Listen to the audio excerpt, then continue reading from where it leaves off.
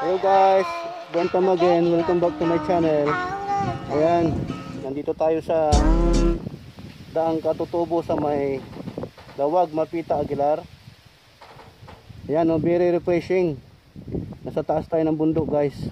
Gamit ko yung bagong Geely na helmet ko.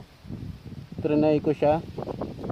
Ayan, ang ganda dito, super. Pero sa ngayon pandemic, kaya very limited pa lang yung pinapapasok nilang tao. Ayan, tanggalin ko muna. Hi guys, good morning, good morning. Ayan, na-stress kasi ako kaya pumunta ako dito sa may Daang Katutubo sa may Aguilar, Pangasinan. Visit po kayo guys dito, napakaganda sa may Katutubos Cafe. Pupunta ako doon mamaya, okay? So standby lang po kayo.